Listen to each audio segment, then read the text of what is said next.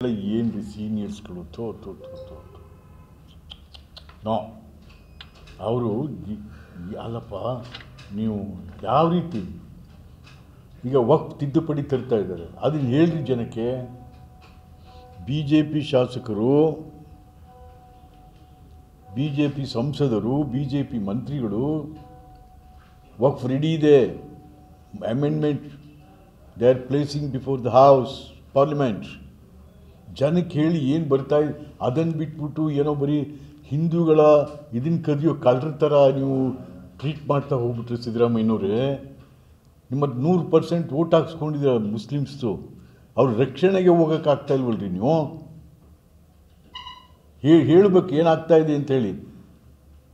ನೀವು ಹೋಗಿ ಪ್ರಧಾನಮಂತ್ರಿನ ಭೇಟಿ ಮಾಡಿ ಬಂದ್ರಿ, ಅದಾಯ್ತು ಇದಾಯಿತು. ಅಲ್ಲಿ ಏನಾಗ್ತಾ ಇದೆ ಸೆಂಟ್ರಲಲ್ಲಿ, ಹೇಗೆ ಈ ವಕ್ಫನ್ನ ನಿಜ ಇವತ್ತಿನ ದಿವಸ ವಕ್ಫ್ ಆ್ಯಕ್ಟ್ ಏನಾಗಿದೆ ಅಂತಂದರೆ ಯಾರೂ ಪ್ರಶ್ನೆ ಮಾಡಲಿಕ್ಕಾಗಲ್ಲ. ಮತ್ತು ವಕ್ಫ್ ಆಸ್ತಿ ತಿಂತಾ ಇರೋರು ಯಾರು? ಬಲಿಷ್ಠ ಮುಸ್ಲಿಮರೇ ಹೊರತು ಕನಿಷ್ಠ ಮುಸ್ಲಿಮರಿಗಿಲ್ಲ. ಇದೇನು ವಕ್ಫ್ ಆಸ್ತಿನ ನುಂಗ್ತಾ ಇರೋರು ಭಾಳ ಬಲವಾದ ಮುಸ್ಲಿಮ್ಸೇ ಹೊರತು ಬಡವ್ರಿಗೇನು ಸಿಕ್ಕಿದೆ ಅಲ್ಲಿ?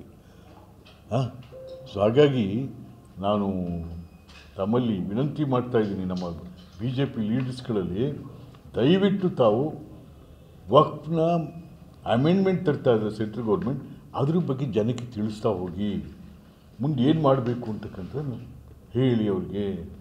ಅದನ್ನು ಬಿಟ್ಟು ಸುಮ್ಮನೆ ಈ ನೀವೇ ಬೈದಾಡ್ಕೊಂಡು ಯತ್ನಾಳನ ಅವನು ಕಾಂಗ್ರೆಸ್ ಪಾರ್ಟಿ ಥರ ಅವನು ಅನ್ನೋದು, ಇವನು ಅವನ ಚಿ ನೋ ನೋ ನೋ.